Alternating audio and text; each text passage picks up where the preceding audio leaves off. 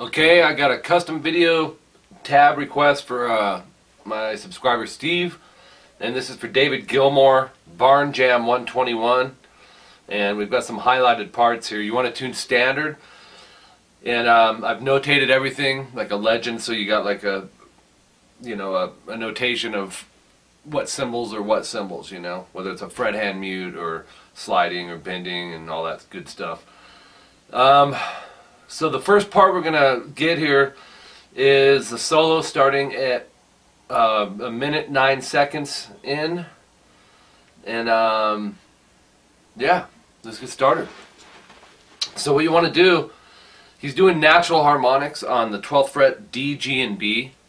So if you haven't done it, you know, if you're doing a single string, piece of cake. It's a little trickier when you gotta do two or more. You got to have that finger just in the right spot. So here's what you got. D, G, and B, natural harmonics. And then bar the 10th fret on the D, G, and B. He has a whammy, so when he hits those 10s, he's smoothly just whamming a little bit to create a vibrato sound. So we have, he's got reverb, you know. If you don't have a whammy, just vibrato it by hand. Fret hand muting, which is just lightly taking your four fingers and just barely touching them on the string and go down, up, down, up. Okay, so we have, and then we got, that's subgroup number 1. Subgroup number 2 is 10th fret again, and then going to the 8th fret on the D, G, and B. So, fret hand mute, down, up, down, up. And then go to the 7th fret, D, G, and B. And then the 5th fret. Okay, that is subgroup 3. 4 is this.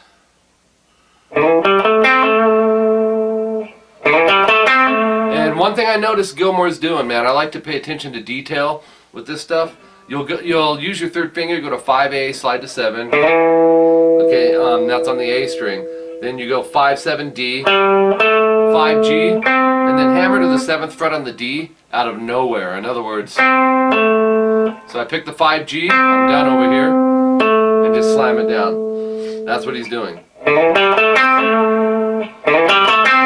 And then we have fret hand, down, up, and then subgroup 5, which is back to these 12th fret natural harmonics, and then the 10th fret, D, G, and B. So that's a little repeat there. Okay, then the fret hand mute, and then subgroup 6 is 10, 10, 10, D, G, and B. Or yeah, that'd be there. And then go to the 8th fret, same strings, and then 7th fret, G and B with a rest, and just bar that too. Okay, then you go to the 7th fret. These are a little tricky. Actually, a lot tricky. 7th fret on the G and B with your third finger barred over them. You're going to bend, release, and pull off to the 5th fret, which you'll be barring with your index finger. So I like to stick my middle finger on the 6th fret to help this bend, because you don't want that to slide out. It goes. Okay, I can do it without it, but it's harder. This is going to help this finger. Bend, release, and then get both those fingers out of there as a pull off, okay? That is the end of subgroup 6 there. And then you'll see repeat from subgroup 5, and you repeat almost all that, and it's notated where to stop. Okay, also, the next little thing here would be the 7th fret G and B again with your third finger. You're going to bend, or hit it, let it ring for a second, bend it, release it, or to be, and then 5th fret G and B, and then subgroup 7 is this. You bend the 7th fret on the G, you know, stick a couple fingers behind it to help secure that bend, bend it a half step, which Gilmour is doing a lot in here, and then 7, 5 on the G you're going to pick and pull. So you have, and then 7th fret again on the G, bend, release, pull off to 5. Whole step on that. Okay, subgroup 8 is 7D, 5G, 7D, and then 5G rest. And then it'll say repeat subgroup 1, because that's one of the longer subgroups. After that, you've got the 8th fret on the D, G, and B. That's sliding a whole step, and I would use 3rd finger for that. So it's going to sound like this. And then 8th fret, same strings. Down, up, fret, hand, mute. And the mutes are real subtle, the way Gilmour is playing them. They're not like super loud like you would typically hear. You know, it's not like he's going. It's not like that. It's real subtle, real mellow, mood oriented, which is David Gilmour, man. That's what he's about. That's why he's the legend that he is. Subgroup 10 on page 2 is 7 on the G and B, barred with your 3rd finger, sliding it a half step to 8, and then 7, 7 to 5, 5 G and B. So it's, and I'm out of tune.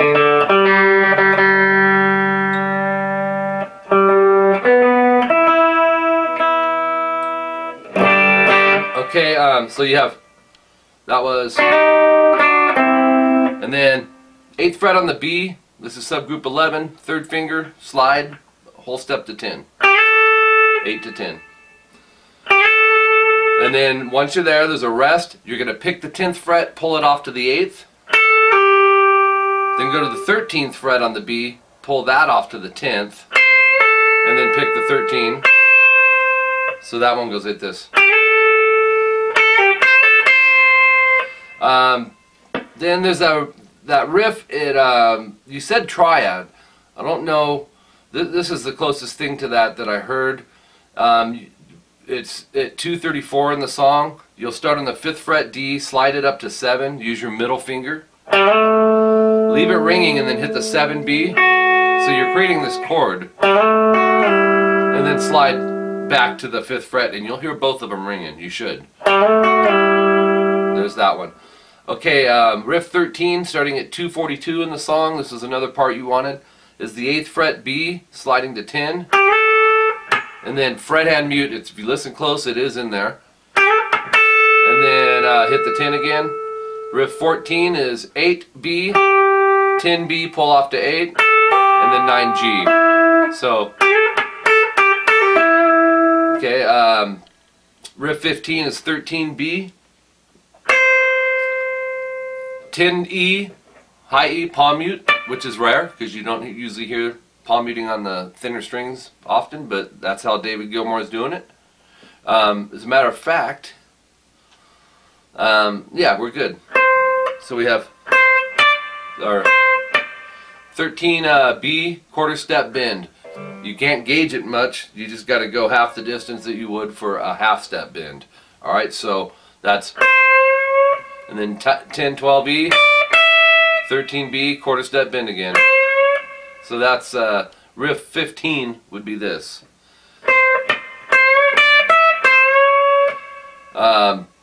Riff 16 is 10B, 12G, 10B.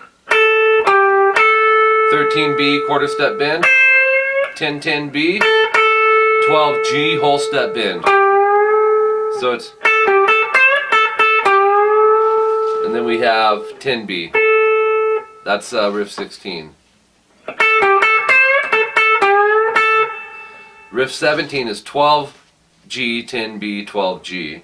This one was really cool. It goes, if this is the one I'm thinking.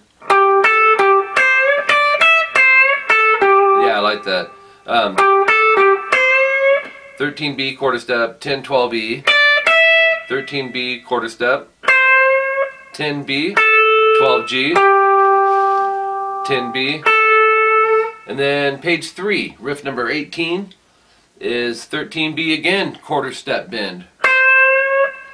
And then 10, 10B, 12G, 10B, slide. Let me play that so you can hear it in context. Riff 19, 13, quarter step bend on the B again. 10, 12, this part's cool too. 14E, slide a half step sharp to 15. 14E, 12E. So that one goes like this. Riff 20 is 15 B, whole step bend, and then go to 12 E. It's a unison bend. And then bend the 15 again, a whole step, rest for a second, bend it, and then slide. Or that's 15, yeah. Or Riff 21 is 13, quarter step bend, no, half step bend this time. 10-10 E, 13 B. So Riff 22 is 12 G, doing a quarter step bend. And then this one's really cool, and I wrote the picking down because that's part of the trick of it. 10 B up, 12 G down, 13 B up, 12 G down, 10 E, quarter step bend, up. So, that's a very cool riff. Riff 23 is 13 pull off to 10, and then 13 B, half step bend. And then 10 B. So it's Riff 24 is 12 G, whole step bend, upstroke 10 B, down 12 G, 13 B, quarter step bend, 10-10 B, rest, slide. Okay. Riff 25 is 8 B, sliding to 13. This is kind of, he went for the art form of it. It's just kind of a cool sound that he's doing here. But this is what he's doing. 8 to 13, the 13's in parentheses, so it means don't hang out there. Don't let that 13, which is a C note, keep ringing. It's a stop point, and then go to 13E. Like that. That's it. Riff 26, 10, slide to 13 on the B. 12 E, 15 high E 4 times. And then pull off to 12. Alright, the next page and final page. Page 4, Riff 27, 17 B. Fret hand mute on the B. So, actually it's not a fret hand, well it is, fret finger mute. And then you're going to go 20 on the high E, pull off to 19. And that'll be, and then pick 17. So, Riff 28 is whole step bend on 20 B, 17 high E, so that makes it a unison bend, 17 B, 21 B, 19 G, whole step bend, 17 B, makes it a unison bend again, like the whole, that type of concept. 17 G, slide, descending. Riff 29 is 12 G, 4 times, sliding to 14. Riff 30 is 13 B, quarter step or half step bend. No, quarter step bend. 14 G, palm mute. 15 B, 13 B, 14 G, hit them together. 13 B, quarter step bend. 14 G. Riff 31 is 14 D, slide to 12. 15 A, 14 D. 12 D and G barred, 12 D, 15 A. So that would sound like this.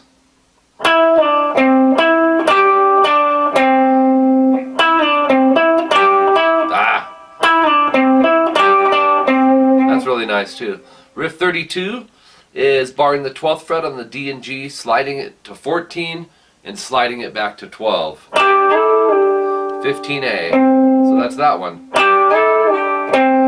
Make sure you hear that. Sometimes when people descend on their slides, it cuts out the volume. Keep that pressure. Use your thumb. Utilize that in the middle of the neck back there to keep it, firm.